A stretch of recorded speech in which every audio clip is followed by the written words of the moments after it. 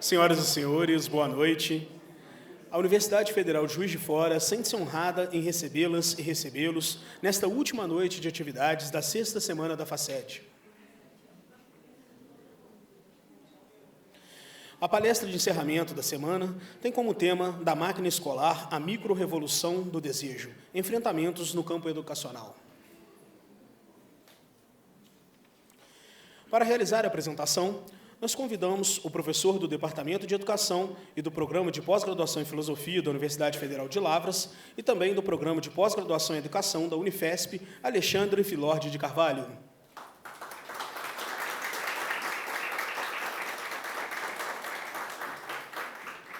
O professor é pós-doutor em Educação pela Universidade Complutense de Madrid, doutor em Educação pela Unicamp e doutor em Filosofia pela USP. Também é bolsista de produtividade CNPq nível 2. Investiga diferenças nos processos de singularização e de subjetivação na sociedade contemporânea, a partir de referências da filosofia contemporânea, da psicanálise e da esquizoanálise, com especial ênfase em Foucault, Deleuze e Guattari. Seu último livro publicado, em conjunto com Silvio Galo, é intitulado Do Sedentarismo ao Nomadismo, Intervenções do Pensamento das Diferenças para a Educação.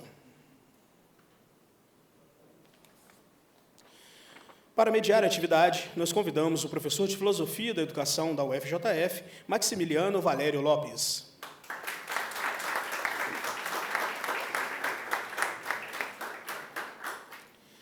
Ele possui graduação em Ciências da Educação pela Universidade Nacional de Cuyo, na Argentina. É especialista em ensino de filosofia pela Universidade de Brasília. Possui mestrado e doutorado em Educação, com ênfase em Filosofia da Educação pela Universidade do Estado do Rio de Janeiro. Atua na Faculdade de Educação e no Programa de Pós-Graduação em Educação da UFJF, onde coordena o Núcleo de Estudos de Filosofia, Poética e Educação. Sua pesquisa se situa no grande campo dos fundamentos da filosofia da educação, abordando atualmente os seguintes temas: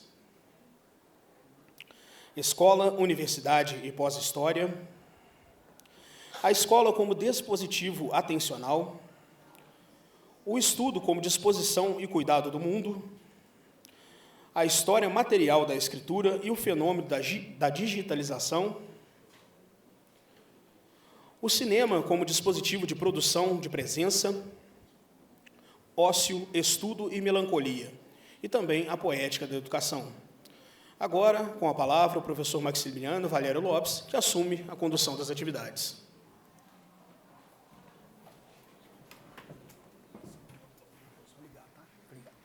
Preciso ligar.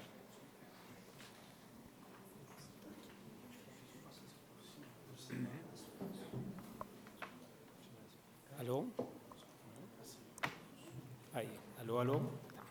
Bom, eu queria começar agradecendo muito a comissão organizadora da Semana da FACEG pela honra de acompanhar hoje o Alexandre Filordi, que é uma pessoa que eu conheço há muito tempo, admiro muito o trabalho dele e é um prazer poder acompanhá-lo nessa mesa de hoje.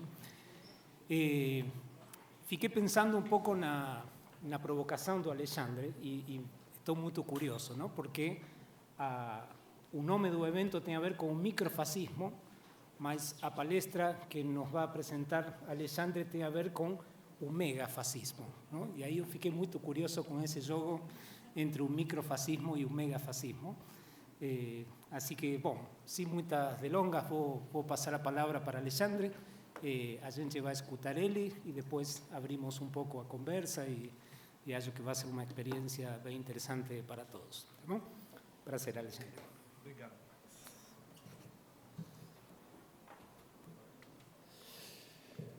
Boa noite, gente. Uma alegria conhecer Juiz de Fora e a Universidade Federal de Juiz de Fora, que é muito bonita. Pena que eu vou ficar pouco tempo. E uma alegria enorme ter recebido o convite para participar aqui dessa semana, não é?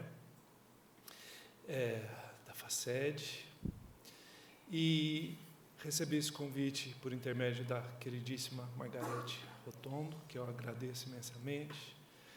Quero agradecer aqui a acolhida da FACED, do PPGE, e participar aqui deste evento da semana. É um prazer enorme. Quero agradecer publicamente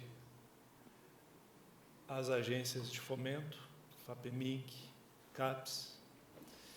Quero agradecer aos trabalhadores e trabalhadoras brasileiras que sustentam a universidade pública, gratuita, democrática e inclusiva.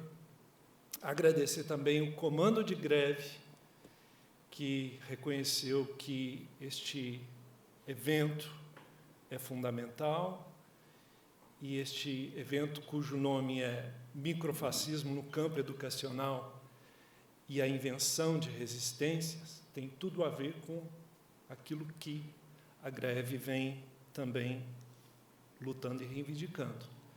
E quero agradecer a presença de cada um de vocês, e ao Leandro, que está fazendo a interpretação, muito obrigado, e ao Bruno também, que nos apresentou. Prazer estar aqui com o Max. Pronto, eu acho que podia terminar, né? Porque eu falei tanto já. Tá? Eu tinha dado um título, num primeiro momento, que era da máquina escolar a micro-revoluções do desejo, enfrentamentos no campo educacional. Mas, quando eu dei esse título, eu era uma pessoa. Nós somos assim, né?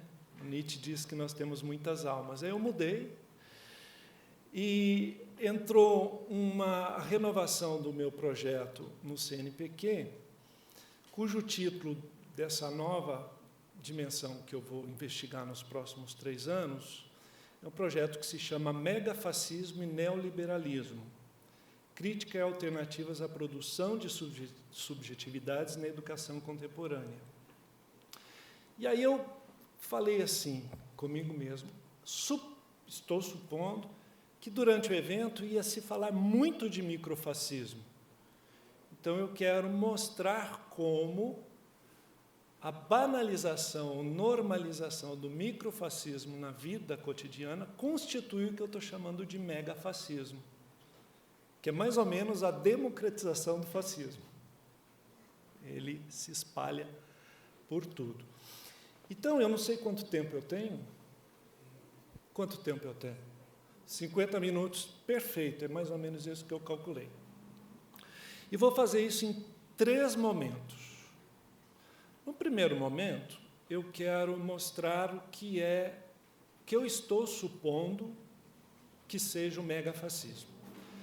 E vou fazer isto por autores que talvez algumas de vocês conheçam, outros não, que é o Deleuze e o Guattari, bastante também Guattari, que tem uma produção individual. E depois, num segundo momento, vou abordar o tema máquina escolar em um diagnóstico brutal. Então, o que é a máquina escolar? Para, finalmente, num terceiro movimento, falar das micro-revoluções de desejo como enfrentamentos no campo educacional. Então, assim ficou mais ou menos esse título, tá? Vocês conseguem enxergar? O nariz pode atrapalhar aqui, né? Então, tá. Então, vamos começar pelo começo, né? Então, primeiro deixa eu ligar aqui.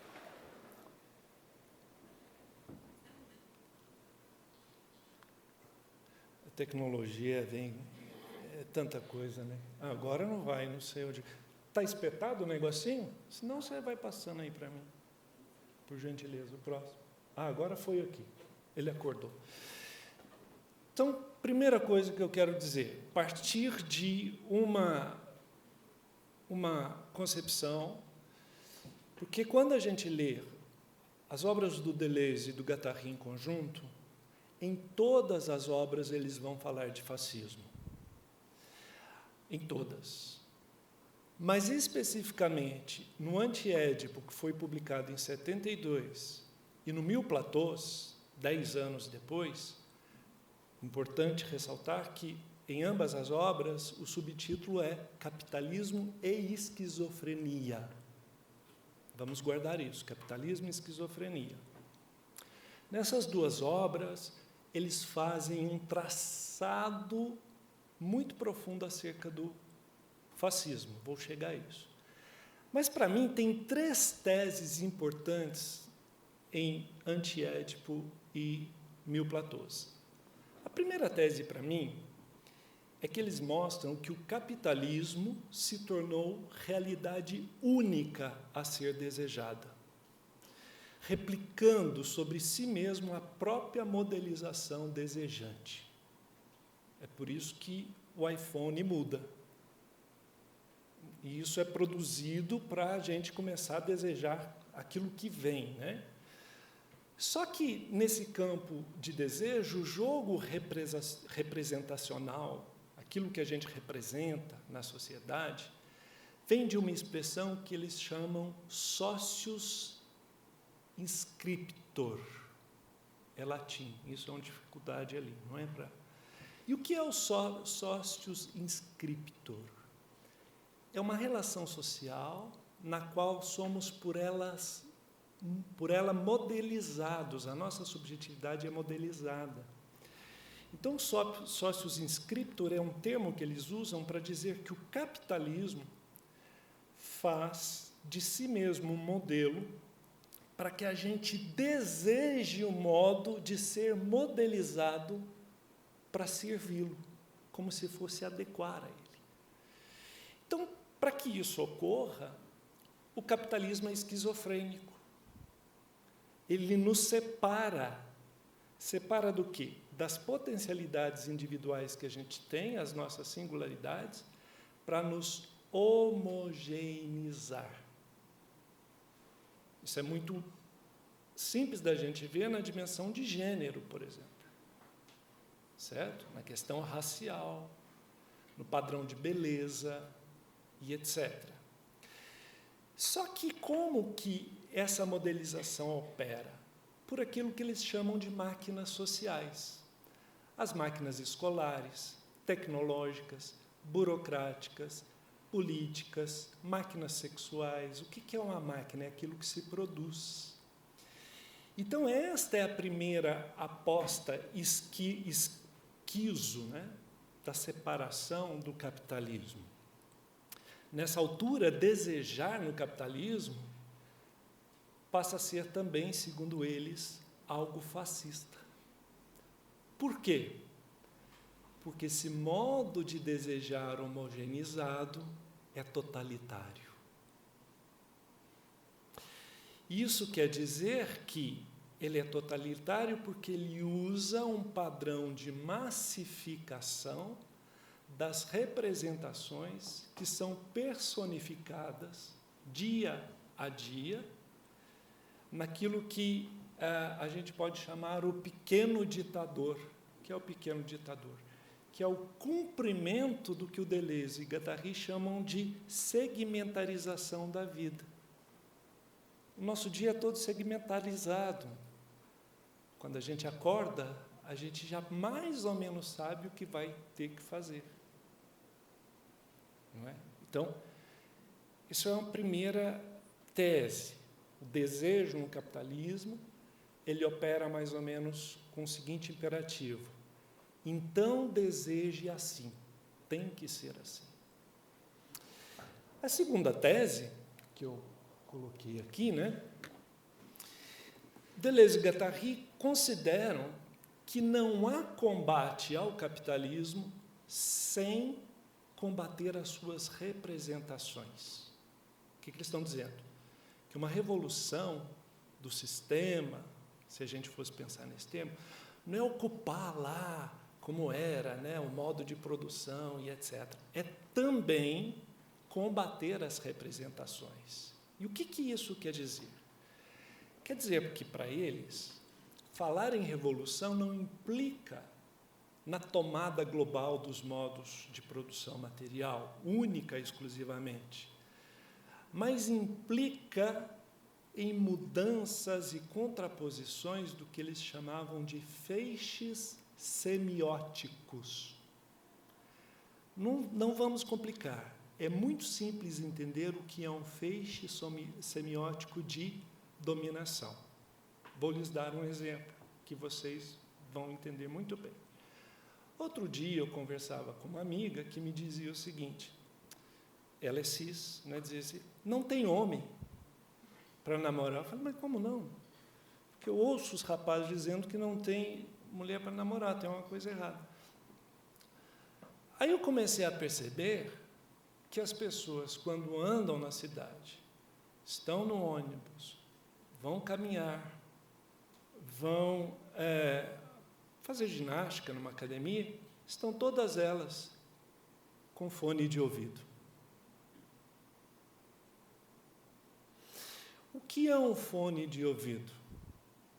É um feixe semiótico de produzir uma especificidade perceptorial, que nos isola, porque eu vejo que o outro está isolado, de uma aproximação, porque já é um muro invisível. Então, pensemos o seguinte, quando a gente está ouvindo uma banda assim, a gente está num coletivo. Quando alguém ouve a música, só ela ouve. Ela está isolada. Isto é uma representação de um modo de comportamento. Pois bem, segundo eles, o que esse feixe semiótico faz numa representação modelar é criar trajetos para a vida. E eles fazem isso codificando e sobrecodificando os nossos valores. Onde é que isso tem consequência? No fato da gente não saber o nome do vizinho ou da vizinha. Ou no fato de a gente não ter sensibilidade diante da dor do outro. Porque é um ensimesmamento. Não é? Então, o capitalismo, o que ele faz? Ele alucina uma demanda fabricada para a gente ir se enquadrando, e a coisa mais preciosa nesse enquadramento no capitalismo não é mais a matéria-prima, é a subjetividade humana. Porque quando nós entramos, por exemplo, isso já aconteceu com todos nós, tem lá uma coisa que tem que ler para dar um ok, ou aceitar os cookies, né? A gente não sabe o que está entregando para esse sistema, porque a gente não lê. Atualização do sistema, concorda? Concorda. Quem que vai ler aquilo? A gente não sabe o que está sendo feito com aquilo. Então, quando, do ponto de vista da educação, a gente entra em temas como formação continuada, novas competências e habilidades, adaptação contínua, isso está na BNCC, né? Saber empreender, isso tudo é uma demanda por representação. A Ritalina é uma demanda por representação, porque, em tese, para mim, a pessoa que tem TDAH é uma subjetividade crítica ao sistema que está dizendo eu não me adapto. Mas, para ela se adaptar, então, ela tem que tomar o remédio. Compreende isso? Então, essa é a segunda coisa importante aqui. E, finalmente, toda essa dimensão complexa, que depois a gente vai conversar, né? Para Deleuze e Guattari, que é a terceira questão, o capitalismo e esquizofrenia está correlacionada, nesse entendimento, à necessidade de a gente criar novas ferramentas conceituais e analíticas, justamente para resistir ao capitalismo e à esquizofrenia que ele faz. Aqui, então, entra uma segunda concepção de esquizofrenia para Deleuze e Guattari. Porque a esquizofrenia aqui para eles é a gente cortar o vínculo com esse sistema. E como é que a gente faz isso? Afirmando os processos de singularização. Os processos de singularização rompem e denunciam a esquizofrenia capitalista, né? A singularização é um agenciamento, experimentação, para a gente fundar experiências que não sejam aquelas que são produzidas nas representações reinantes. Então, aqui eu quero partilhar uma imagem. Esse negócio aqui é esquizo. Não sei se aponta para lá, faz um favor. Pronto. Esse é um quadro do Gérard Fromager, que, como vocês podem ver, diz tudo das representações. Porque as pessoas estão diante de uma propaganda de liquidação, e essas pessoas, para usar uma expressão do poema do T.S. Eliot, são formas sem formas. São padronizados num oco. E claro, e aí eu já viajo, né? Porque para mim o vermelho aqui tem a ver com a representação da cólera, da pulsão, daquilo que move. Isso para mim é uma imagem que diz bastante do que é esses processos críticos de um sistema esquizo. A perda da singularização e a dotação da singularização de uma maneira fantasmática por um contorno oco, por um vazio, mais ou menos isso, certo? Então tá, avancemos. Quando Foucault fez a apresentação do antiédipo para a versão inglesa, ele disse que o antiédipo era um livro ético, sobre ética. E ele vai dizer que era um livro sobre ética porque Deleuze e Guattari estava mostrando que do grande fascismo o maior perigo é o microfascismo. E veja bem o que o Foucault afirmava. Como fazer para não se tornar fascista, mesmo quando, sobretudo quando, se acredita ser um militante revolucionário? Como livrar nossos discursos e atos, nossos corações e prazeres do fascismo? Como extirpar o fascismo que está incrustado no nosso comportamento? O fascismo que está entre todos nós, que assombra nossos espíritos e nossas condutas cotidianas, o fascismo que nos faz amar o poder. Essa frase. Fascismo que nos faz amar o poder. Desejar esta mesma coisa que nos domina e nos explora. O que nos domina e nos explora é justamente a denúncia de Deleuze do capitalismo, na sua mutação semiótica. Todo feixe de representação que se inclina à paixão pelo poder, para Deleuze e Guattari, e o Foucault confirma isso, é microfascistoide. É isso que está acontecendo.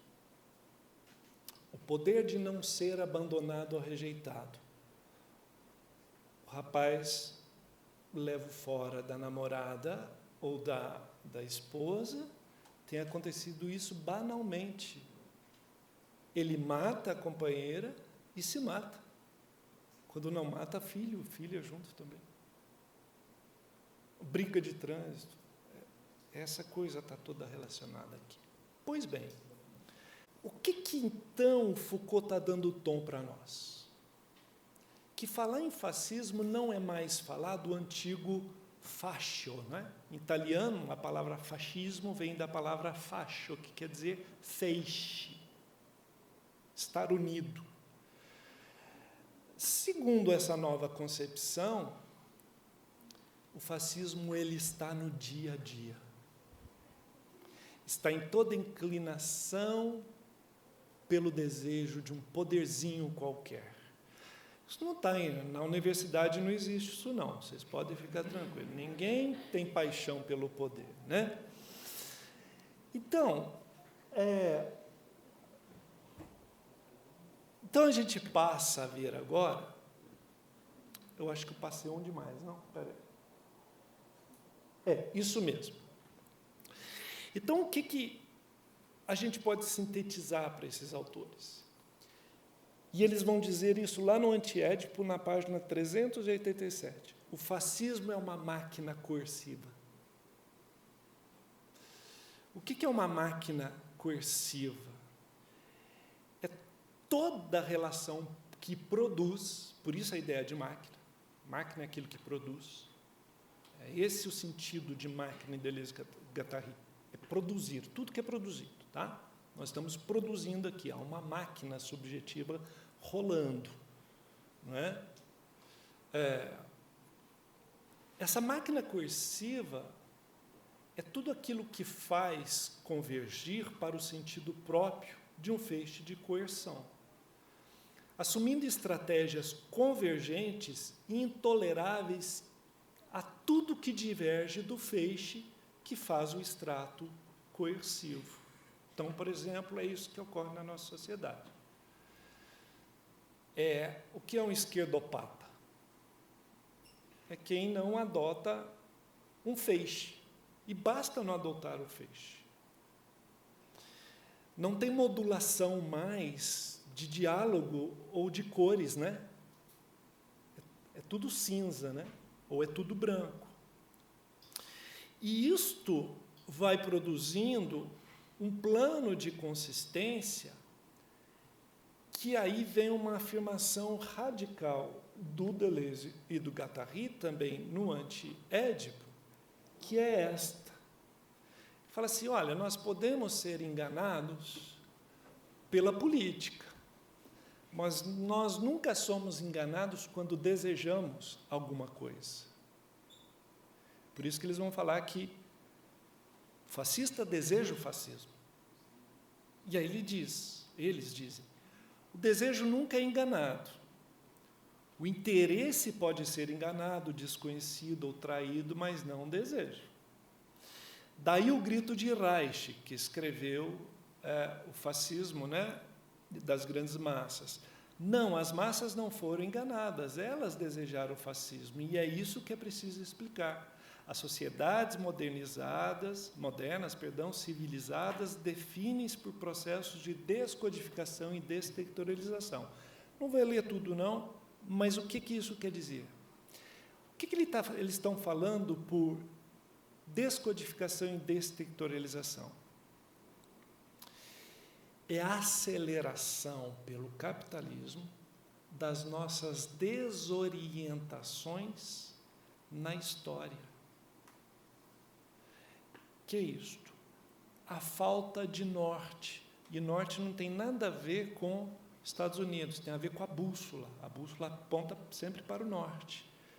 Por isso que a Terra não é plana, né? Mas, às vezes, não adianta falar que a Terra não é plana. É a dissolução das tradições, é a dissolução dos vínculos, é a dissolução das brincadeiras das crianças, é a dissolução daquilo que dá território para nós. Território de afeto, território de vínculo, território de escuta. Quem escuta as nossas dores? Pois bem, então avançamos. Para mim, o grande feixe representacional, porque isso não estava no tempo do Deleuze e do Guattari, deste capitalismo é o neoliberalismo. E aqui a gente entra num outro passo do entendimento para chegarmos ao megafascismo. Por quê? Porque o neoliberalismo ele passou a ser a única representação produtiva socioeconômica de como as coisas têm que dar certo. Está lá, então, o Milei na Argentina com essa proposta. Porque, se não for assim, não tem como resolver a Argentina. Tivemos isso aqui durante muito tempo, né? No Brasil. E temos isso nas políticas públicas para a educação, inclusive. Em torno desta agenda, a educação passa a se adequar de uma maneira voluntariosa por competências e habilidades que se adequam ao próprio neoliberalismo. É só ler a BNCC. Do início ao fim. E a tônica, quando a gente vai ver, importante na BNCC, são as notas de rodapé, porque os referenciais que estão lá para as competências, habilidades, objetos de conhecimento, tudo isso vem, você vai perceber que é da OECD, do Banco Mundial e do FMI. Simples assim. Qual é a minha hipótese? A minha hipótese é que a educação hoje tem que ser assim mesmo. Sabe para quê? Para estornar o estudante e a estudante para o precariado. A grande demanda de competência e habilidade hoje é a adaptação. A quê? A precarização. Quer coisa mais fascista do que essa? Mais totalitária do que essa? Pois bem, num determinado momento, então, a gente vai se dar conta, isso aqui eu já percebi que é bonito, mas não funciona. Pode passar mais uma, viu? Por favor. Isso. A gente vai se dar conta, então, pelo Deleuze e Guattari, que vai chegar num momento em que eles vão usar pela primeira vez a ideia que esta ideia... Vamos ver se a luzinha pelo menos funciona? Funciona. Eles vão usar essa ideia aqui, ó, pós-fascista. É a única vez que aparece na obra deles o termo. E essa citação, eles dizem o seguinte: o fascismo não passa de um esboço, e a figura pós-fascista é a máquina de guerra que toma diretamente a paz por objeto, como a paz do terror ou da sobrevivência. Olha que interessante. Vamos invadir o Iraque em nome da paz. Vamos invadir Gaza, detonar em nome da paz. Certo? Vamos pacificar a Argentina. Tá. Vamos pacificar, o Sudão. E aí tem a guerra civil, tudo justificada. Isso que eles estão chamando de pós-fascismo, certo? Quer dizer, então você não pode ter dissenso. E a máquina de guerra, eles continuam, torna a formar de novo um espaço liso que agora pretende controlar e cercar a Terra. O que é a ideia de espaço liso? As coisas precisam estar deslizando de uma maneira normal. É isso. Tudo lisinho, certo? A própria guerra total, então vamos pensar na Segunda Guerra Mundial, né? É ultrapassada em direção a uma forma de paz ainda mais terrífica. Qual é a paz mais terrífica do que uma guerra? É a paz que é ordenada por um sistema econômico totalitário.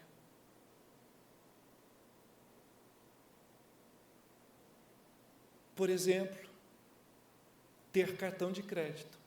Todo mundo tem um nu da vida. E o cartão de crédito é uma coisa genial, né? Que o diabo inventou. Porque é um dinheiro que a gente não tem, que quando a gente tiver, você não tem, porque tem que pagar aquilo que não tinha. Perfeito. Não é? Só que essa máquina de guerra da paz, ela se apropria do Estado de uma maneira global. O Estado, então, no neoliberalismo, ele não é um lugar da república, da coisa pública. O Estado é o defensor dos interesses do lucro. É por isso que a educação tem que dar lucro. É por isso que você tem hoje, nas bolsas de valores, conglomerados educacionais que vendem ações que precisam lucrar. Pois bem, eu vejo um problema nessa concepção aqui de pós-fascismo, ou de pós-fascista, que é o prefixo pós, ele não ajuda.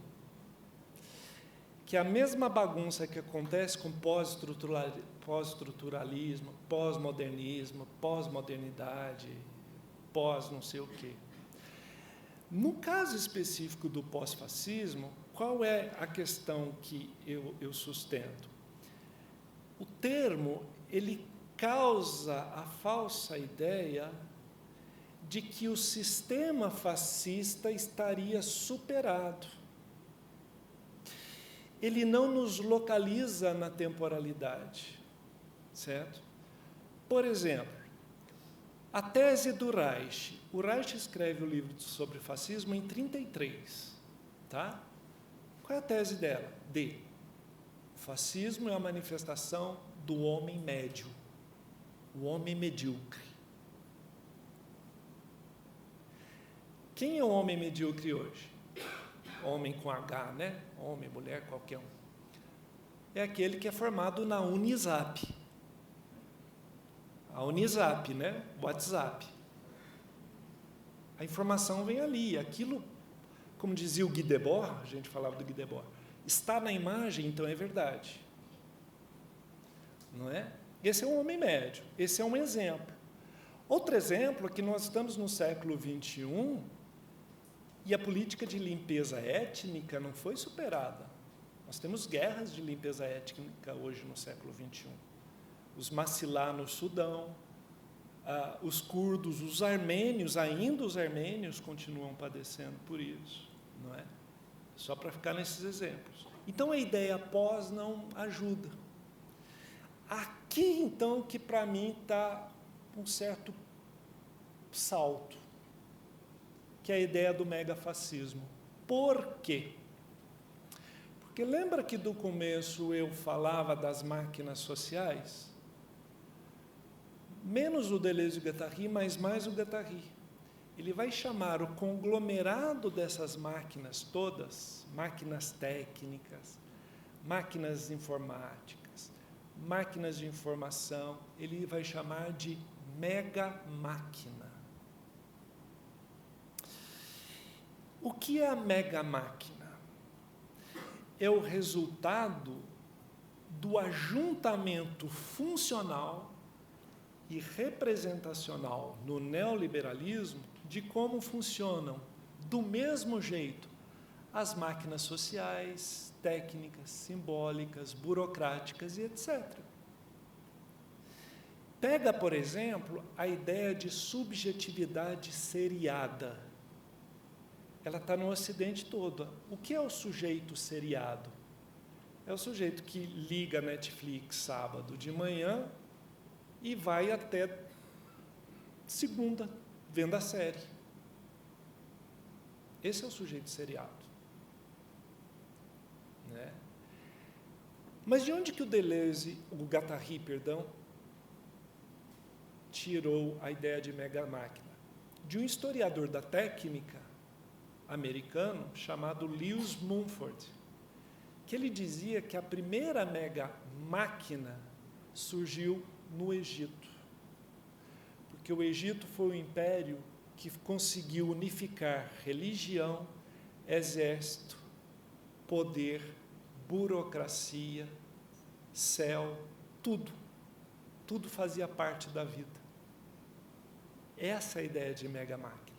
Pois bem, para mim, então, eu não sei por que eu insisto, faça a gentileza, obrigado. O megafascismo, então, estaria para a ideia de que a mega máquina capitalista, né, ela circunscreve-se ao neoliberalismo, e o megafascismo, então, é uma noção que nos permite compreender, de modo abrangente, tantas conexões históricas do fascismo, quanto os microfascismos que estão para além dessas histórias. Quer dizer, há microfascismo porque houve um fascismo histórico, mas o microfascismo ele passou a ter um elemento de banalização da existência, inclinando essa existência a um tipo de normalidade de poder de conquista. O que é isso? Ser conquistado pela tela, pela série, pelos modismos e etc. E isso está no mundo acadêmico, gente. Outro dia eu recebi um meme genial, que não era um meme, era uma charge. Tinha um papagaio, e o papagaio ia embaixo do papagaio que fala, estou fraco, né, esses bichinhos aí e tal. E o papagaio, embaixo do papagaio, ele com o chapéu, esse quadrado de formando, embaixo estava escrito assim: papagaio aprende a falar linhas de fuga e tira doutorado em Deleuze. Porque é isso, às vezes se fala de uma coisa, mas onde é que aquilo está entrando na dimensão da apropriação da vida? Onde é que então está o encontro desse fascismo histórico com o microfascismo? Está, por exemplo, quando a ideia de governo passa a ser substituída pela ideia de governança. E que tudo na ponta é respaldado como resultado de uma financiarização da vida. Ou vocês acham que o currículo Lattes é o quê?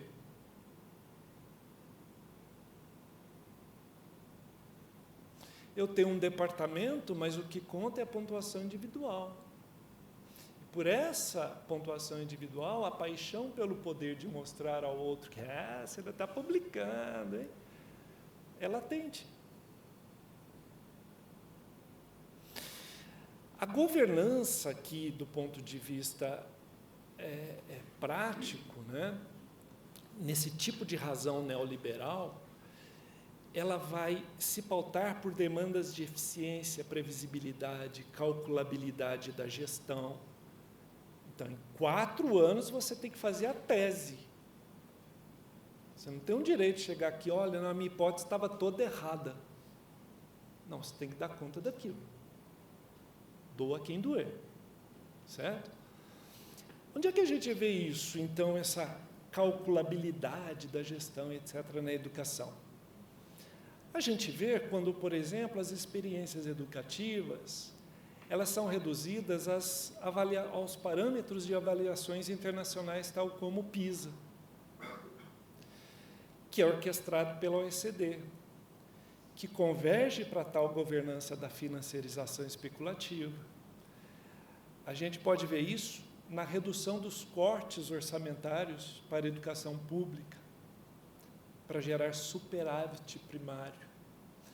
A gente vê isso nos enredos discursivos em defesa da escola, destruindo a escola sem partido. As escolas cívico-militares, foi aprovada agora, esta semana, não é? No estado de São Paulo. Não pensemos que a coisa está morta, nem o coiso. Não.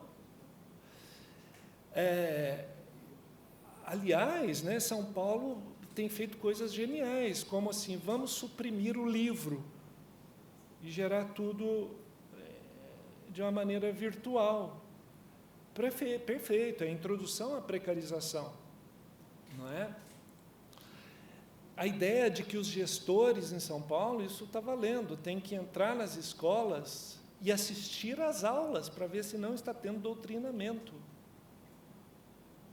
Isso está valendo. Mas isso está também na própria ideia da banalização. Porque é o seguinte, Se Hannah Arendt dizia que a educação nos introduz ao mundo e nos prepara para transformar esse mundo, é fundamental que se precarize a educação, porque a educação precarizada é a primeira introdução ao mundo do trabalho precarizado.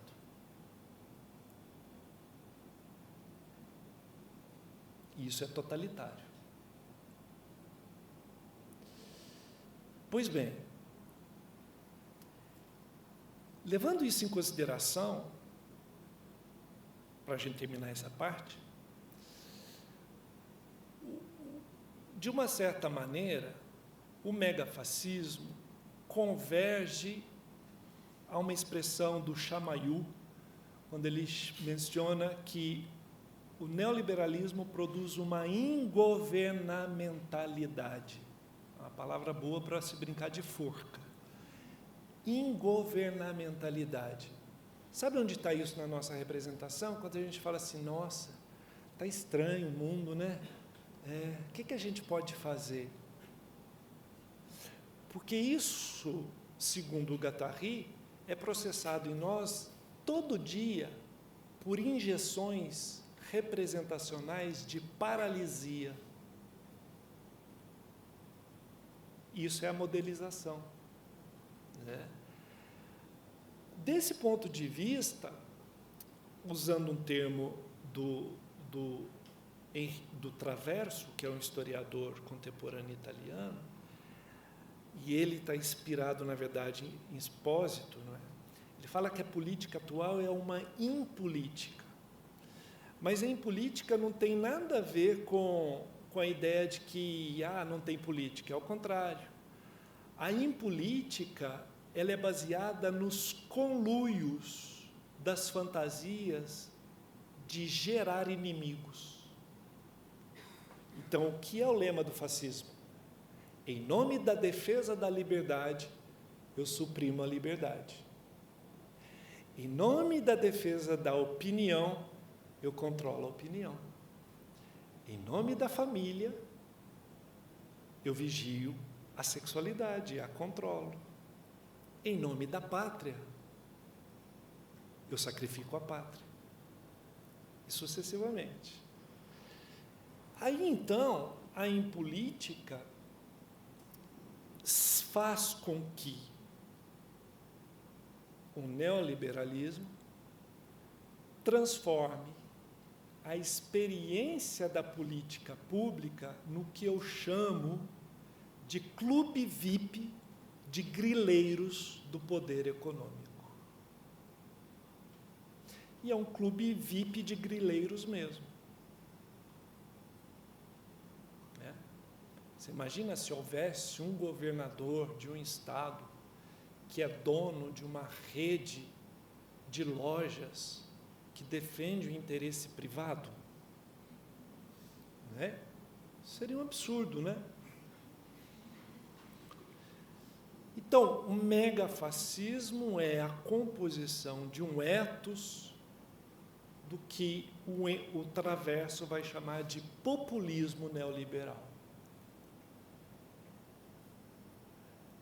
E aí eu não vou dar exemplo, porque é só lembrar o que foi feito durante a pandemia por um certo presidente de uma certa república. Certo? Vamos, então, avançar agora. Pode ser mais uma, mais outra. Mais uma. Isso. Vamos, então, avançar para entender o que eu estou chamando de máquina escolar em diagnóstico brutal. Isto é uma máquina escolar.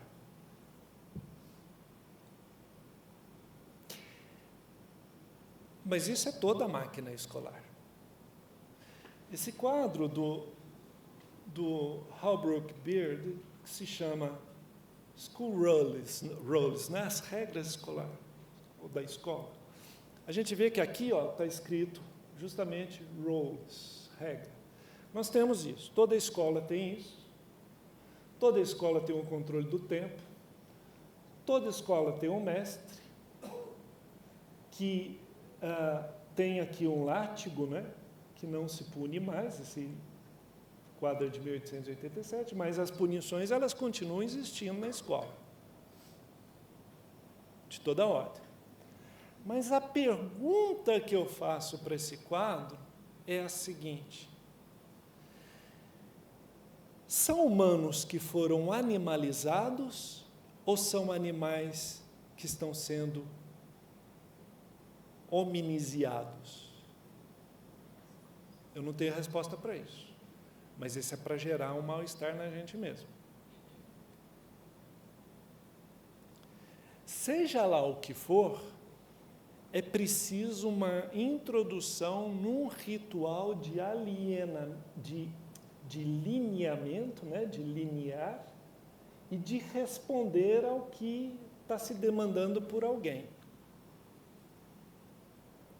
Tudo bem? Se podemos falar em máquina escolar, a partir de Deleuze e Guattari, é porque toda máquina escolar produz alguma coisa. Ela produz alguma coisa. É impossível uma escola não produzir nada. O que se produz são sempre outras conexões com alguma coisa.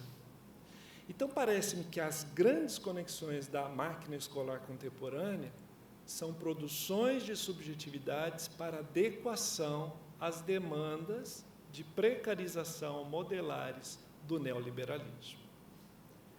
E quem normaliza isso são os feixes do megafascismo. Eu sempre gosto de dizer que o inconsciente da escola é a sala dos professores na hora do intervalo. Ali são ditas as verdades. Daria um trabalho bonito, né, de alguém ficar ouvindo, acompanhando e ver. Sim, fica uma ideia aí, né? Aí a próxima, por favor. Acho que a pilha acabou. Atualmente, a máquina escolar prepara as singularidades de seus sujeitos em uma linha produtiva massificada, planificada e serializada. E homogênea também, né? Por derivação, ela devolve esses mesmos indivíduos, hoje para as próximas gerações, num fluxo social de convergência à máquina capitalista. Então, eu tenho uma ciranda produtiva de uma dominação semiótica de produção de subjetividade. No caso da escola, os sujeitos dissonantes aos fluxos do neoliberalismo e do equilíbrio do sistema, são sempre tratados como algo que precisa ser enquadrado ou ser descartado do sistema porque não se adapta. Dessa maneira, então, a máquina escolar ela se afina com as equivalências subjetivas, numa expressão muito feliz do Foucault, quando ele fala que são sujeitos que precisam ser compostos como resíduos da sociedade. Resíduos, aquilo que sobra. Então, a máquina escolar acaba sendo um limiar, um limite entre todo tipo de produção de sujeitos padrão, melhor dizendo, que vão ser devolvidos para essa sociedade, ou sujeitos residuais, que não servem para a sociedade. A máquina escolar brasileira, por exemplo, a partir do século XXI, ela foi se transformada no que eu chamo de ECs, Empresa Capitalista de Embutidos de Saberes. Empresa capitalista de embutidos de saberes. O que é um embutido de saber? A gente não lê aí, evite embutido porque causa câncer, né? Comida ultraprocessada. O embutido é um tipo de conhecimento ou de experiência com saber que ele converge para a adesão de um ciclo de retroalimentação da própria mega máquina capitalista. É aqui, então, portanto, que modos de pensar, sentir, se comportar, desejar, falar, relacionar uns com os outros, são pautados por valores dominantes. E eu volto lá para o começo da primeira tese do Anti-Édipo e do Mil Platôs, para fazer a retroalimentação dos socius inscriptor. Esse termo está lá logo no começo do Anti-Édipo. Então, a pergunta agora, nesse cenário super otimista que eu estou trazendo para vocês, que eu vim aqui partilhar angústia. Tá? A pergunta é: podemos pensar micro-revoluções do desejo como enfrentamento no campo educacional, e como que isso minimamente poderia servir de inspiração? Eu colocaria uma barra no inspiração, né? Piração, pirar um pouco, que é a ideia mesmo, esquizo do sistema, de deixar só responder e cortar o fluxo. Cortar o fluxo. A máquina também corta, conecta. Que conexões podemos fazer aqui? Certo? Está acabando, viu? Senão você vai ter ler. A próxima, por favor. Você passa, por gentileza, a próxima. Agora foi. Está vendo? Sério. A micro-revolução, para Deleuze-Guattari, ou a partir dele, né, é a circunscrição da intensidade do desejo. O desejo é intenso, por isso que ele é micro. É igual dor de dente, dor de cólica. A revolução é menor, porque é micro, não porque não importa ou não tenha visibilidade, mas porque tem a potência de perfurar alguma coisa. Ela é perfurante, capaz de atravessar os muros da paralisia dos processos de singularização e dos mesmos significantes a perpetrar, né, continuar os arranjos sociais desde a homogênese estético-política. Toda política é estética. E toda estética é uma afirmação política. Por isso que um corpo singular, ele tem uma estética que anuncia alguma coisa. E é assim que a escola começa a ver: esse menino tem um jeitinho esquisito, essa menina tem um jeito esquisito, estranho, porque ali está manifestando justamente um campo de desejo dessa ordem da singularização. Contra a dissipação da força micro-revolucionária do desejo está justamente a máquina capitalista, que tende a eliminar, gosto dessa expressão do Guattari, tende a eliminar tudo que surpreende. Porque na era da planificação nada pode surpreender. Né? A micro-revolução engendra o lugar de uma contestação aos enquadramentos que vêm nos referenciar como molde. Lembra lá do quadro do Fromager? Aquelas formas sem vida, né? Estão lá só com um contorno. E o desejo aqui, ele pode ser equivalente ao inominável, porque ele não se traduz, ele se experimenta. É uma experimentação. Então não tem regra, ele tem que ser inventado. Uma vida aqui é intensa de capacidades de afirmar a invenção de novos territórios existenciais. Como é que a gente poderia pensar isso na prática?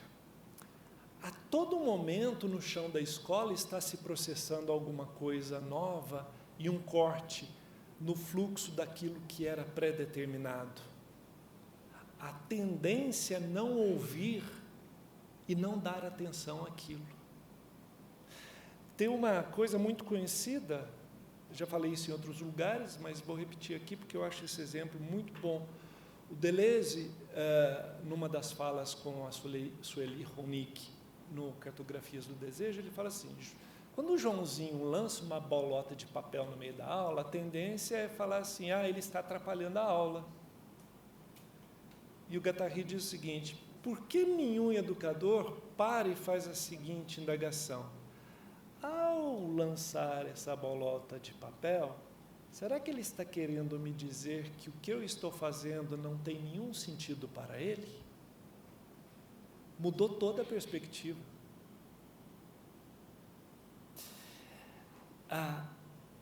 Uma coisa importante na micro-revolução do desejo é que, para Guattari, não existe micro-revolução do desejo que parece que é uma coisa individual, né, individualizante. Isso é o que o neoliberalismo gostaria que fosse. Para ter micro-revolução de desejo e afirmação de singularidade, processos de singularização, a gente precisa ter grupo-sujeito.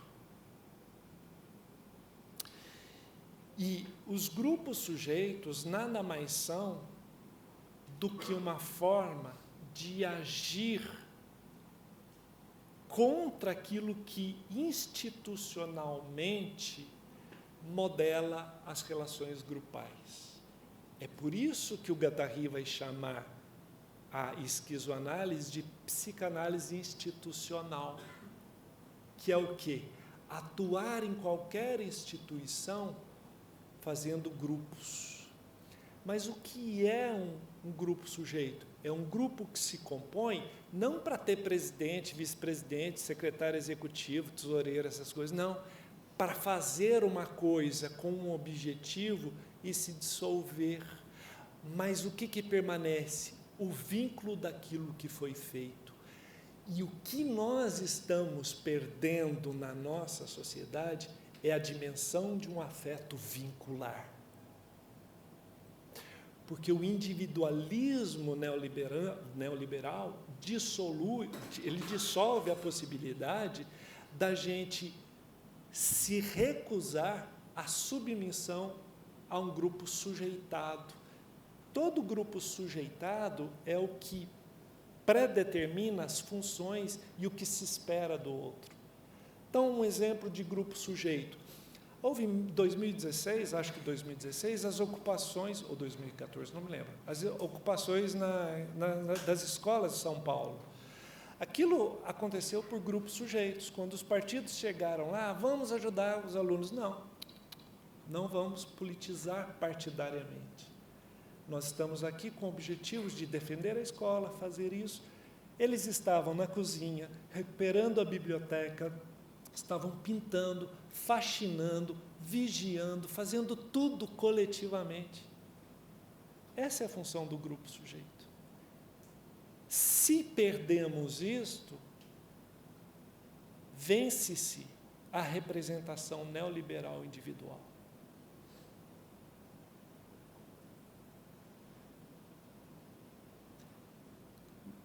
Uma outra dimensão.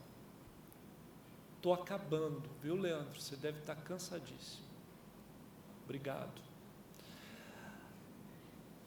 Na topografia formativa da micro-revolução do desejo, nós temos uma dimensão importante, que é a ideia de produzir algo que ainda não existe. E é aqui que é o problema. Porque eu garanto que no final, quando a gente for conversar, sempre tem aquela pergunta. Mas, na sua opinião, como é que a gente deve ou pode, este como pode, deve, ele está para ser produzido na experiência. E isso é angustiante. Mas eu gosto do sentido etimológico da palavra angústia, que ela remete ao nascimento é o campo estreito da vagina por onde passa a criança. Angústia é renascer. Por isso que para os existencialistas a angústia é importante. Desde Kierkegaard, passando por Sartre e etc. Né? O Guattari dizia que o desejo é a invenção de novas vidas. A micro-revolução do desejo no campo da educação é a possibilidade de afirmar outra educação. Nem que a gente comece a esboçar possibilidades. E o Guattari dizia, e eu termino uma citação, quando ele dizia: produzir algo que não exista para produzir uma singularidade na própria existência das coisas, dos pensamentos e das sensibilidades. E aí, desse ponto de vista, uma nova escola depende de novas escolhas. E aqui que está o marcador da revolução, micro-revolução do desejo.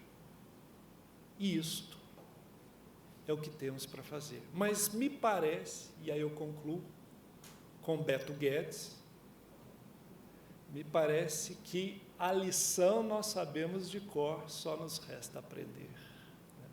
Obrigado pela atenção de vocês.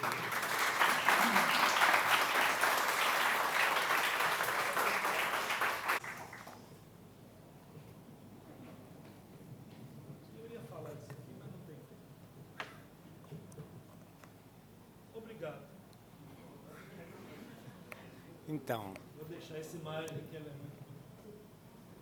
Então, temos ainda uns minutinhos para conversar, não?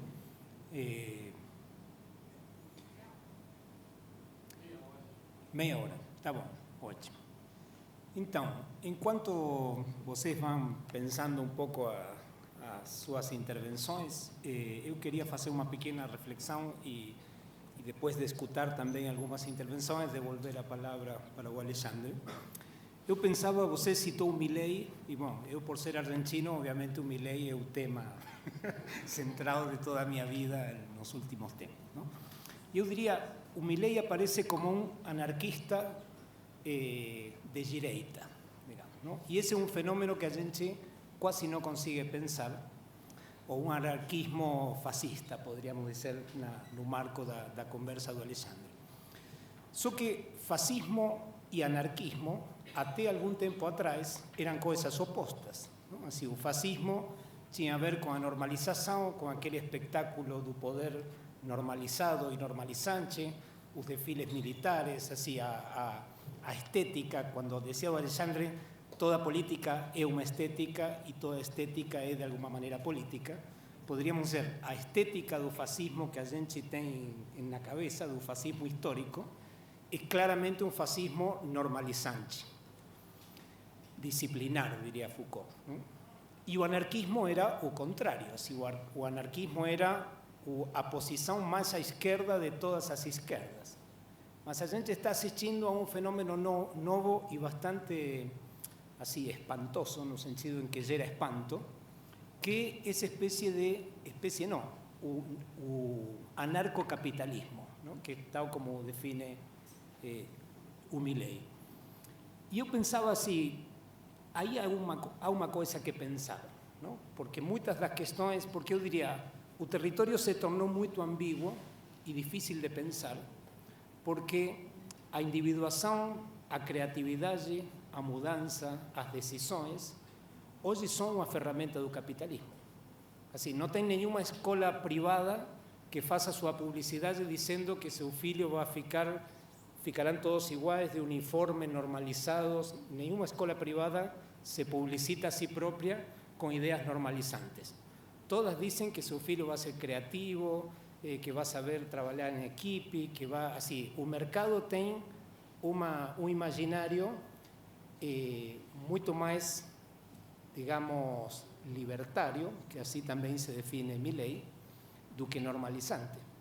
Então, não é tão louco que o anarquismo tenha ficado de direita, porque o capitalismo é hoje anarquista.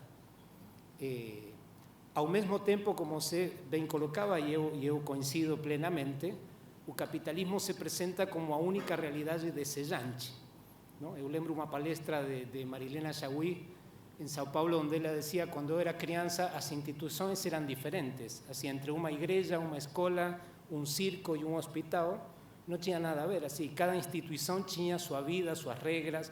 Hoje todas são empresas. Não? O hospital é uma empresa prestadora de serviços de saúde, o cemitério é uma empresa prestadora de serviços funerários, a escola é uma empresa prestadora de serviços educativos, mas todas são empresas. Portanto, essa totalização, digamos, é totalitária, porque todo vira a mesma coisa. Então, é verdade que no capitalismo há uma normalização e uma captura homogeneizante do desejo, mas também é verdade que as consignas do capitalismo são fortemente libertárias e anarquistas. E do outro lado é a mesma coisa, a gente poderia ser, às vezes a gente tenta se contrapor ao capitalismo com consignas de liberdade individual que só acrescentam mais ao jogo, digamos, não? Que são parte do mesmo jogo. Então, cada digamos, ser si próprio é a consigna de todo youtuber, não? Assim, qualquer youtuber quer ganhar dinheiro sendo si mesmo, não? Isso é de direita ou é de esquerda, digamos? É revolucionário ou é capitalista? Não? Então, eu acho assim, a gente está em um cenário de ambiguidade onde o discurso anarcocapitalista vira uma curiosidade, mas ao mesmo tempo faz muito sentido. Sim, faz muito tempo que a gente assumiu uma espécie de anarcocapitalismo, de fato, aunque não gostemos da estética de Milei, aunque não estejamos de acordo com tudo isso, mas a gente vive uma pequena porção de liberdade em um mundo profundamente normalizado. Não? Bom, só para... Eu digo porque muitas das palavras do discurso, quando eu te ouvia, claro, ficam a um passo do anarquismo, não? Desterritorialização, assim, todo o vocabulário deleuziano, que é da década dos 70, assim como Rancière, por exemplo, são profundamente anarquistas, porque era um momento onde o Estado era aquele fascismo que a gente tem na cabeça, era o fascismo histórico. Agora, esse mesmo vocabulário hoje é muito mais ambíguo.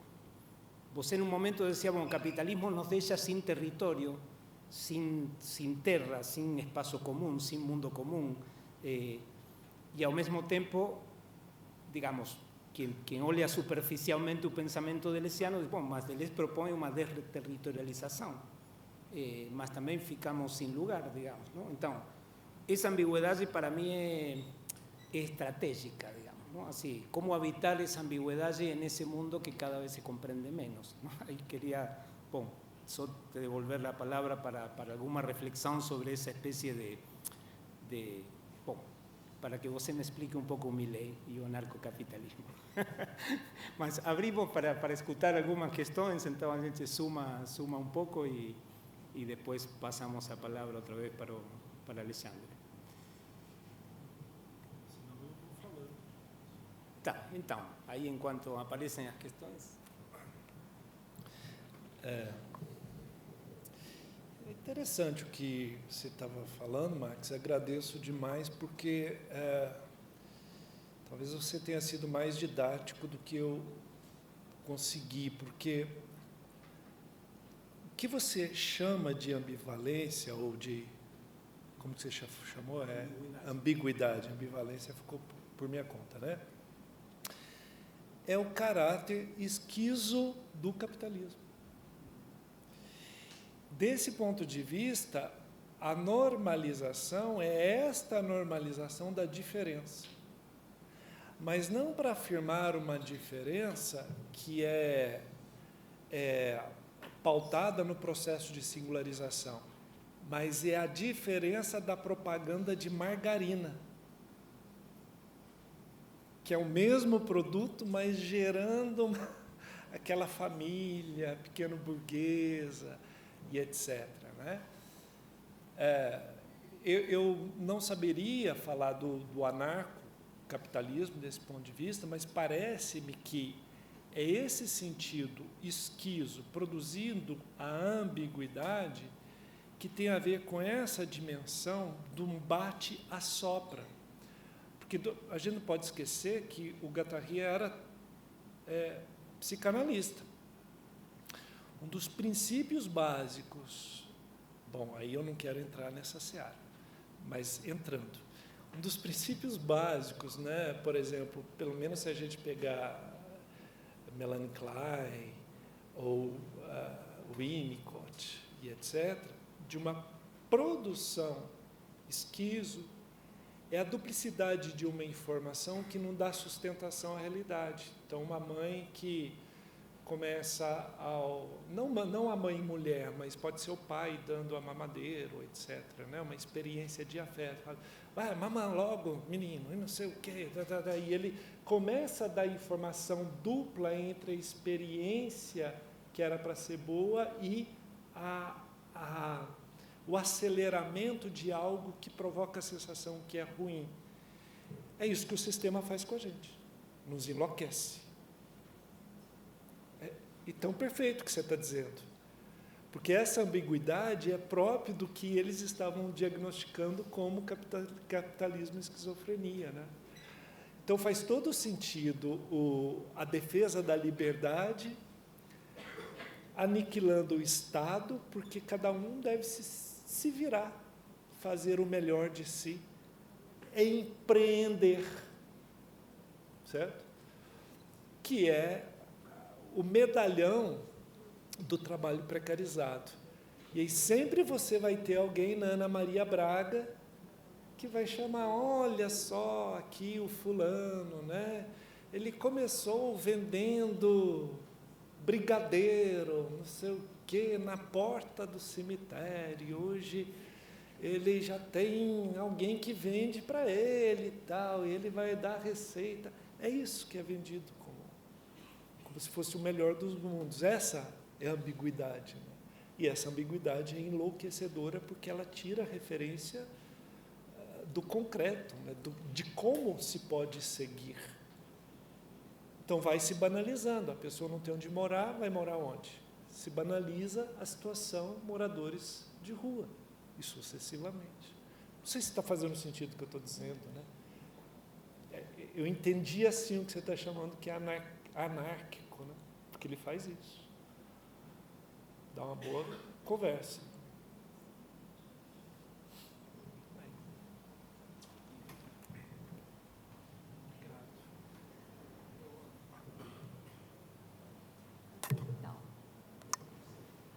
Bom, a minha questão passa muito por uma tensão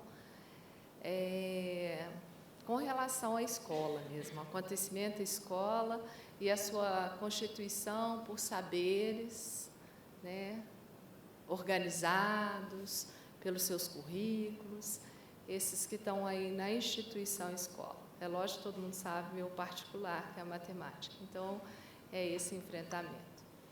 Então, a minha questão, não particularizando na matemática, é qual e como, né, você percebe ou sinaliza a possibilidade dessa micro-revolução numa escola que já se estabelece com esse lugar instituído desses saberes.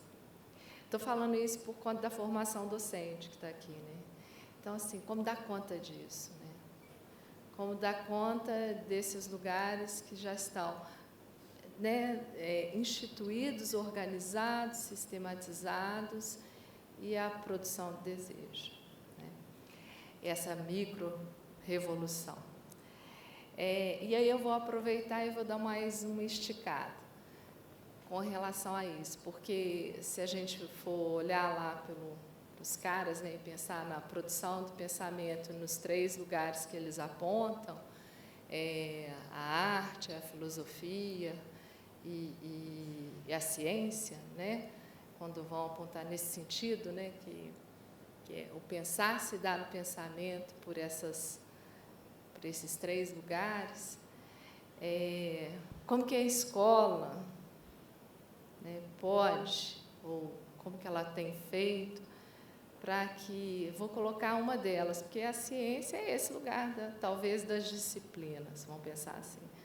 Mas como que a arte tem dado conta disso e como que a escola tem dado conta disso, o campo educacional, como que essa possibilidade. O que você tem visto por aí como possibilidade dessas micro-revoluções se instalarem?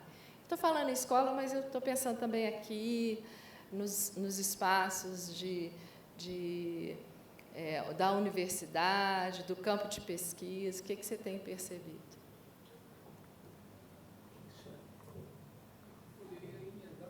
E-mail? É uma coisa muito rápida, na verdade.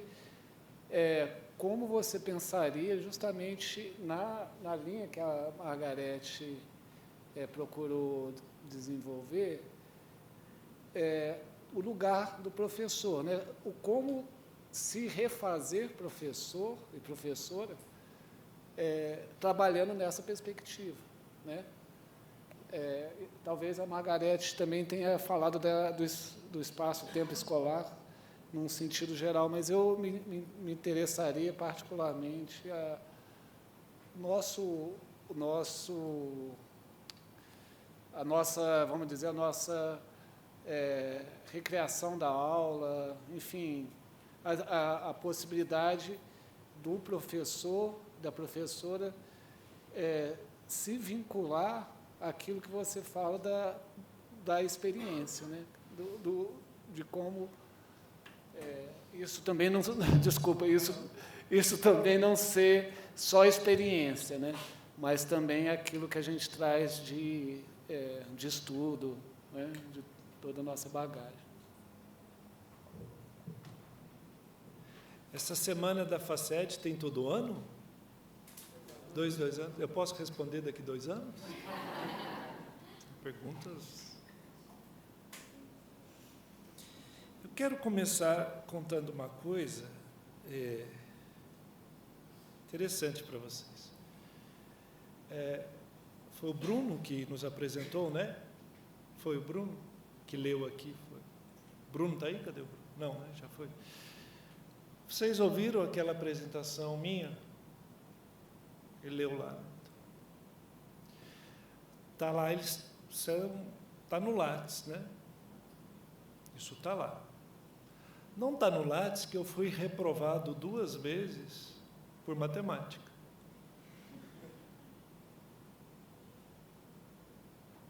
Uma homenagem a você. 2 reprovações consecutivas no primeiro ano do antigo científico.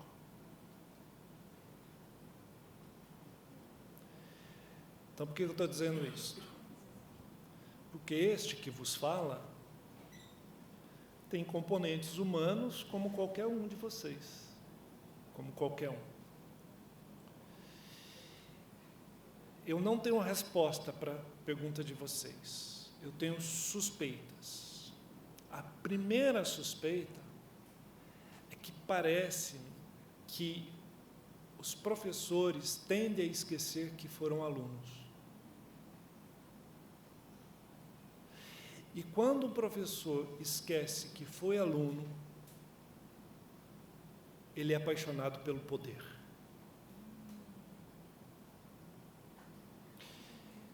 Então, aqui é a primeira resposta que eu te dou, porque eu não esqueço que eu fui reprovado 2 vezes. Eu não esqueço que minha mãe era analfabeta, que meu pai não teve curso superior, que esta aparência dinamarquesa engana. Que eu fui criado parcialmente na roça, praticamente. Que eu fui o primeiro da família a sair estudar, estudei graças à universidade pública.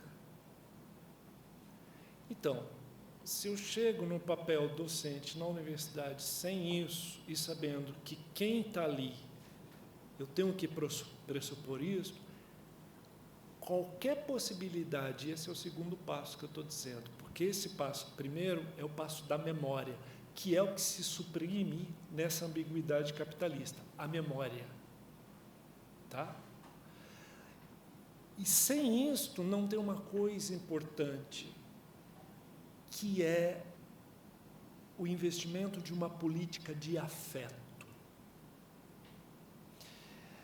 Antes do saber, tem a experiência existencial como possibilidade de contato. E o afeto é o acolhimento da singularidade do outro, da outra pessoa, com as suas limitações. O que falta, eu acho, na escola é um lugar em que as pessoas possam se reconhecer e socializar discursivamente que somos pessoas incompletas e precisamos umas das outras. A experiência do depósito do conhecimento, do jogar o conhecimento, desumaniza. Então, eu diria que uma escola, ou a universidade, seja lá o que for, ela precisa passar por um campo de acolhimento do outro. E isto é impossível. Então, vou falar da universidade. Por que é impossível? Porque se disputa palmo a palmo um naco do espelho narcísico para parecer estar na cena. E de ganhar a verdade como uma plataforma existencial individualizante. Acabou. Acabou. Isso adoece. Então, primeiro, uma memória daquilo que se foi, que se é, uma política de afeto. E terceiro, esta aposta de que o coletivo é mais do que o individual.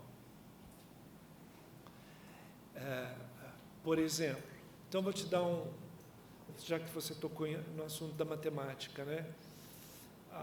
O Bion, que foi um psicanalista, ele dá um exemplo de um aluno que tinha dificuldade em matemática. E ao atender a pessoa, né, a criança, ele chega à conclusão que o problema não está na criança, está no professor, que ao ensinar de um jeito, excluía a possibilidade de que o aluno tinha um outro jeito de acessar o processo. Então, quando a gente é dissociado do processo, então, o princípio básico da esquizofrenia como ambiguidade é não estar conectado a um processo, né, que se pertence a ele, né? Ele é pertencido de uma maneira desconectiva, é uma disjunção, é uma dissociação, né? Quando a gente é dissociado da experiência, é isso que eu chamei de embutidos de saber. O que eu faço com a ideia de que um quadrado tem lados iguais? Como eu vivo isso? Quer dizer, falei, não respondi muita coisa, mas acho que é isso que eu daria conta agora, né, para a nossa conversa. Obrigado, porque essas perguntas são importantes para eu pensar o limite disso tudo, né? Difícil. Acrescento uma coisa: não existe escola abstrata. As experiências que podem funcionar num lugar podem não funcionar em outro. Esse é o problema do fetichismo das apostilas, do sistema de que a coisa funciona. Você pega a escola da ponte, funcionava, aí quer reduplicar, você mata a experiência. Como que cria a experiência? Vamos nos sentir, e aí a gente vai inventando. Mas, olha só, a gente só vai cavando um buraco profundo. Vou pensar o educador da escola pública. Como inventar se ele tem que ter 40 horas quando não mais, de dedicação. Não tem espaço. Compreende, então, porque eu dizia que é importante precarizar? Porque a precarização é uma grande filtragem para bloquear essas experiências da memória, da política do afeto, da constituição grupal e etc. Aquela chapa. A pessoa não tem corpo quando chega à noite, literalmente. Não tem corpo.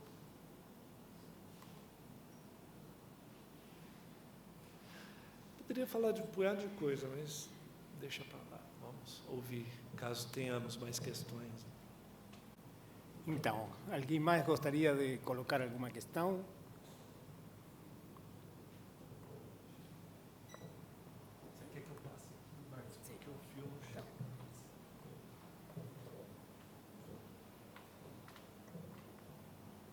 Obrigado. Boa noite. Meu nome é Vermelho, vermelho na vida, preto na carne, rosa no desejo. E eu estava escutando e fiquei pensando o quanto o meu corpo e vários outros, como os meus, são privilegiados. Porque desde pequeno, por ser chamado de mulherzinha, bichinha, viadinho, por ser chamado de macaco, eu não fui humanizado. Então, o poder nunca esteve diante do meu corpo. E aí entender as potências dos devires, que eu acho que tem uma pista aí. Porque quando eu vejo um terreiro, e o que acontece, essa tecnologia ancestral inventada por quem foi destortelizado totalmente em porões de navio, e eu sinto que tem pistas ali, que é que eu tenho cartografado. E pensar um pouco sobre isso, assim, porque ali quando eles falam, né, que a esquizoanálise, mais que um programa, seria um diagrama, né, de forças. Então, essas forças que estão aí. Então, lembrar que não é a humanidade que está, ou que tem um tipo de humanidade destruindo o planeta, que tem um tipo de humanidade tentando totalizar e controlar o planeta, e que tem corpos que estão aí resistindo há milhares de anos a essas formas. E que a gente pouco olha para essas formas que esses corpos produzem de maneiras de resistir ao capitalismo e ao neoliberalismo. Então, assim, escutar um pouco, pensar um pouco como essas formas de micro-revoluções estão espalhadas aí, e como é que a gente pode acessar essas formas e partilhar essas formas, assim. E aí, quando você estava falando da coisa da comunidade, eu tenho pensado muito sobre isso. E eu estava pensando isso quando eu estava andando pelos corredores hoje, em que eu vi praticamente todos os corpos negros se cumprimentarem. Eu não conheço pelo nome a maioria dos negros que eu vi aqui hoje, mas todos os corpos negros que passaram por mim me cumprimentaram. E nós nos cumprimentamos. Então, existe uma comunidade que vai sendo tramada em microafetos de olhar e de eu sei, estou te vendo, eu vi isso que aconteceu. Então, tem do mesmo jeito que acontece com os corpos LGBTs.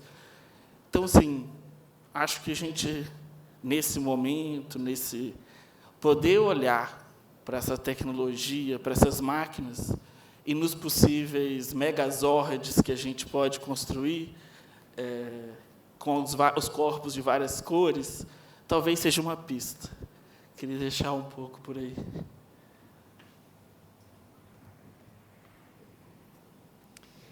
Que bonito tudo isso. Vou te dar, agradeço demais essa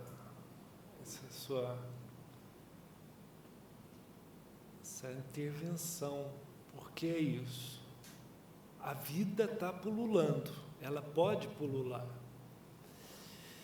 A modelização bloqueia o que é metamodelizar, ou seja, o que não se pode modelizar. Então, quero só dar um exemplo bem banal de como isso é importante no cotidiano. A primeira coisa que eu pergunto aos meus alunos, às minhas alunas, quando me chamam de Senhor, é o seguinte: se você me chama de Senhor, o que você é meu? Acabou. Nunca mais me chamam de Senhor. Porque esse tratamento, ele pode ter uma especificidade de polidez, etc. Mas na nossa trajetória histórica, não.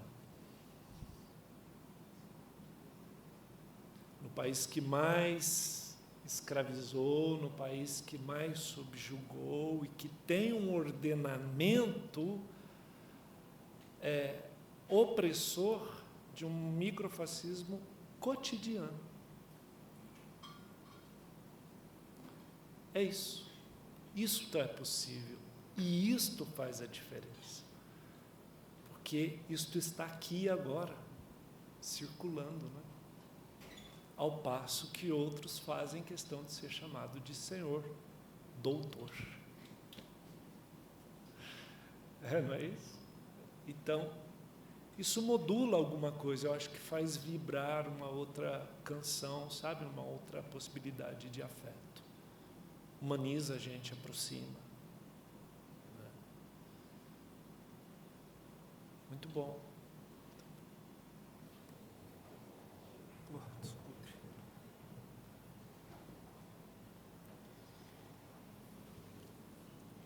Então, eu não resisto a entrar na conversa assim, porque fiquei pensando uma coisa interessante, quando o Vermelho falava do terreiro como instituição, não?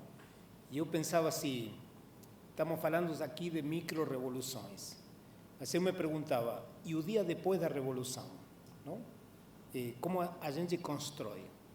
Talvez porque eu sou marceneiro, eu assim, tenho cabeça de construtor e não de revolucionário, assim, não? Eu gosto da construção, mas eu pensava assim, e um pouco nesta discussão do anarquismo e do fascismo, como construir instituições, não como derrubar as instituições, que é o que faz, por exemplo, o Milei, não? Ele fala de costas para o Congresso, ele, assim, é totalmente, digamos, irreverente com todas as instituições da nação, e isso também faz parte da sua popularidade, não? Ele é um garoto rebelde, digamos, não? Mas eu pensava assim, entre o destruir as instituições e o construir instituições onde podamos ter um mundo comum e sermos minimamente felizes e criar esses sistemas de afetos, eu pensava, bom, talvez a questão é como construir instituições abertas, não? Como poder habitar uma instituição que seja em si uma instituição onde a vida possa ser não normalizada, mas que possa ser instituída e, portanto, que possa perdurar no tempo, não? Como é o terreiro e como são tantas instituições a que devemos nossa sociabilidade e nossa humanização. Bom, e acho que essa é uma pergunta interessante, assim, que me parece surge um pouco dessa conversa, não? De que caráter deveria ter uma instituição, ou se não há instituição possível, não? Eu acho que não. E eu pensava aí também, por exemplo, na instituição da linguagem. A língua portuguesa é uma instituição. E uma instituição que tem uma certa abrangência. Se a gente pode, com 20 e poucas letras, escrever infinitos livros, com umas poucas regras gramaticais, é uma instituição que vem trabalhada e muito libertadora, porque ela é simples, se pode abarcar, e isso pode dar um mundo infinito, não? Eu pensava também nas bibliotecas, assim, que a biblioteca tenha um catálogo e que esteja ordenada alfabeticamente, faz que eu possa encontrar os livros. O problema do YouTube é que é um labirinto, não é uma biblioteca. A gente não encontra nada. O algoritmo, como você diz, produz o tempo todo um desvio e, como você decía, ele fortalece nossos descaminhos, digamos, não? Quando você dizia o capitalismo, ele torna, digamos, maximiza nossas confusões históricas. Eu diria que a rede, por momento, é uma grande máquina de confundir e a mim a biblioteca me tranquiliza, não? Porque eu posso encontrar os livros, porque sei que se eu volto amanhã os livros vão estar aí, não vão desaparecer, não? Então, também, assim, a instituição, uma boa instituição, é um lugar de liberdade e de afeto. Mas não toda instituição é uma boa instituição. Ou seja, às vezes são máquinas normalizantes ou máquinas de guerra que destroem. Mas, bom, assim, não sei se tem mais algum comentário que alguém gostaria de somar e damos, então, já finalizando a última intervenção de Alexandre e depois eu queria também convidar a Margarete para fazer o encerramento. Alguém mais gostaria de acrescentar algum comentário?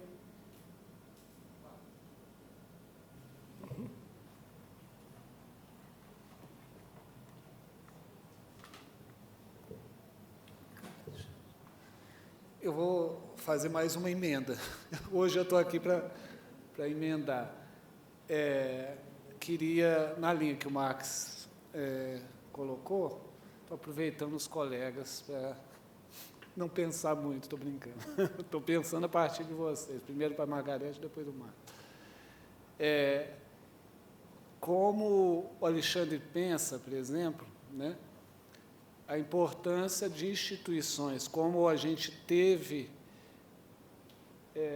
recentemente, garantindo, numa certa união, a nossa democracia, né?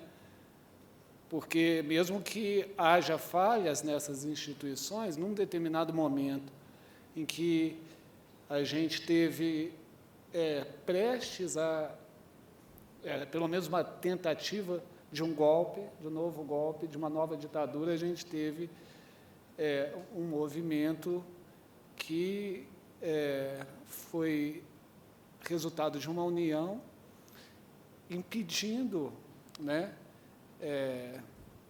que o golpe fosse efetivado, né? É uma pergunta muito direta, né, muito objetiva, mas eu acho que tem alguma também consonância com o que o Marx colocou, enfim, da possibilidade de criação, né, mas também da importância da gente construir algumas bases que são representativas daquilo que a gente realmente constrói e defende como garantia das nossas subjetividades, uma certa uma certa democracia, né, vamos dizer assim, no bom sentido da palavra. Lembro aqui de uma proposta que não é muito conhecida no Brasil, que se chama pedagogia institucional, que é simultaneamente inspirada na psicanálise institucional. E um dos pilares da pedagogia institucional é o seguinte: as instituições compõem a condição humana, condição existencializada socialmente, porque nós inventamos as instituições.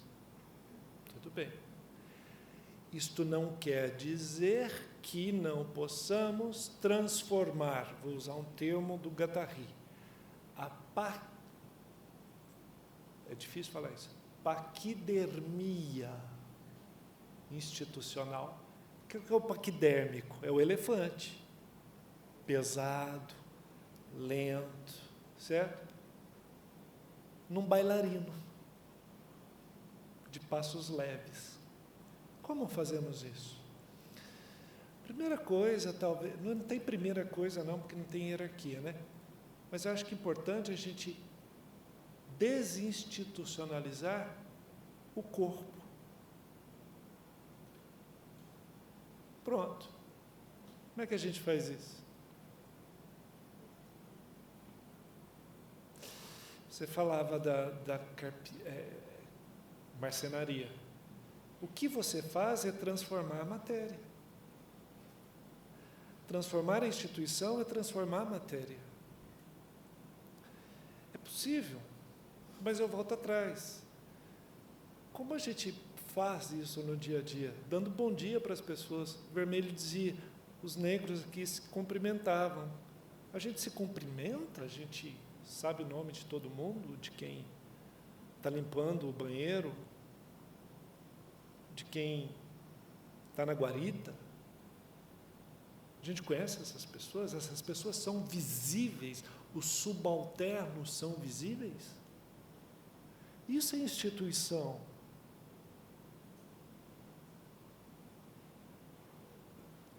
Sem isso, eu acho que não começa-se nada, né? A gente está preso na paquidermia institucional. Só para concluir, você falava da língua portuguesa. O Fernand Deligny, e aí eu quero terminar fazendo uma homenagem ao Leandro, que está aqui fazendo esse trabalho intérprete incansável, né? Porque já teria de ter substituição há muito tempo, não é? O Deligny diz que a língua materna ela foi produzida na seguinte circunstância. Nos conventos na Idade Média, usava-se o latim como a língua oficial. Nos documentos, na teologia, na ciência, em tudo. Isso foi até o século XVII, né? O latim. Quando os frades, ou seja lá o que for, os padres, tinham a autorização de não falar em latim, que era no momento que eles estavam comendo ou fazendo alguma coisa, eles poderiam falar na língua mater, na língua falada. O que o Deligny fala? A língua materna é a língua autorizada pela instituição igreja. Toda língua materna. Por isso que eu vou escrever dizendo que a linguagem surda não é uma língua, e tampouco materna, é um linguagir. Porque a forma que ele interpreta não é igual à de outro intérprete. Então, esta língua, se ela é um linguagir, ela desinstitucionaliza a si mesma, porque ela está autorizando uma outra coisa. A poesia faz isso, a música faz isso, o Islã faz isso, e sucessivamente. São entradas possíveis. A língua surda faz isso, porque é a língua de corpo, não é a língua de língua. Isso muda tudo.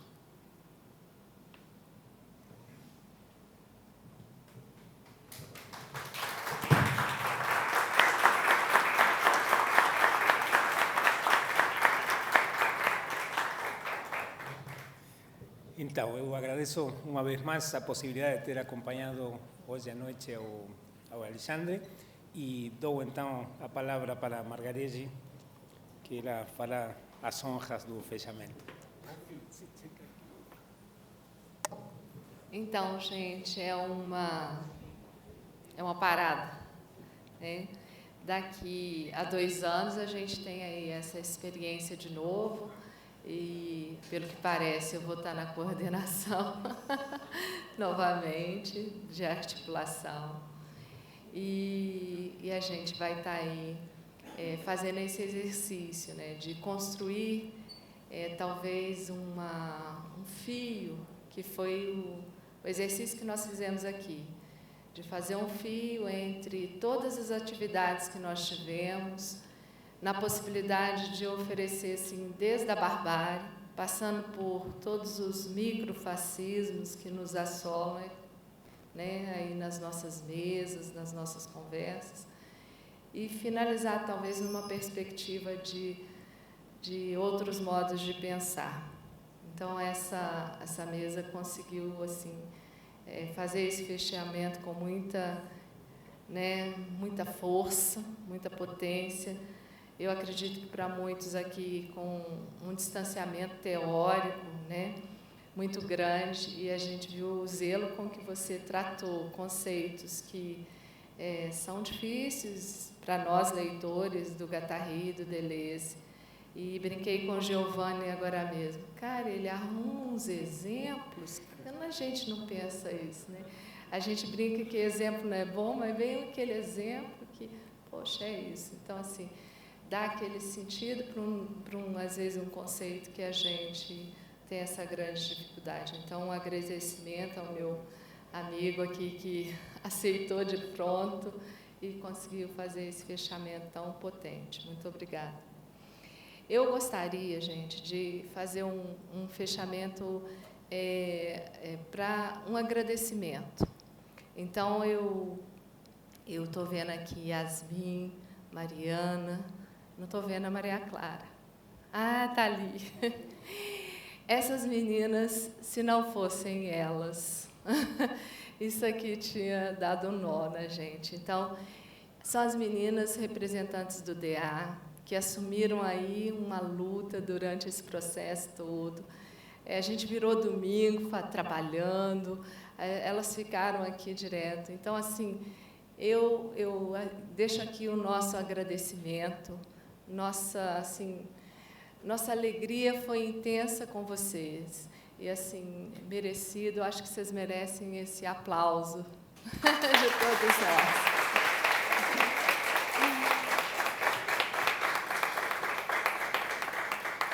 E vou fazer um agradecimento usando a Ana, né? Que foi a nossa monitora assídua, Vassourinha, que conseguiu ganhar no sorteio um livro, fiquei muito feliz. Então, assim, o esforço de todos os monitores que estiveram conosco em cada uma das sessões, né? Então, através da Ana, eu agradeço a todos eles, não daria para fazer uma lista, né, que são muitos. Então, muito obrigada, Ana, pela sua participação e de todos os colegas que estiveram junto aí com a gente. Tá bom?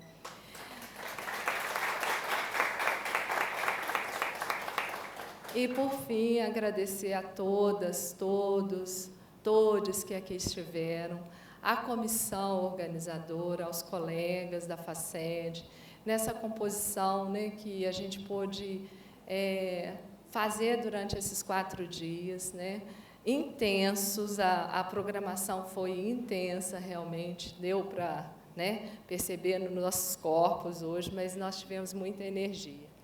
E vou finalizar onde eu terminei na minha fala, na segunda-feira. E vou fazer uma brincadeira com ela. Lá era um desejo, né, e eu acho que isso se deu. Eu desejava, naquele momento, em nome da articulação, que presidia a comissão organizadora, que vocês pudessem aproveitar cada espaço e tempo dessa semana que tinha sido criado com muito zelo. Eu espero que isso tenha acontecido e que esse evento ainda, né, vá levando aí os rastros. Foi muito bom ver minhas meninas nas salas discutindo e tal. Ai, muito legal. Que possamos, a partir dos encontros que aqui se produziram, sairmos mais fortalecidos para os embates que enfrentamos cotidianamente. Agora, eu acho que é o mais importante. E também que esses encontros nos fortaleçam para sermos ainda mais atentos ao que nos é contemporâneo. E assim possamos inventar modos de existir mais potentes no campo educacional. É isso. Eu espero que tenha dado certo.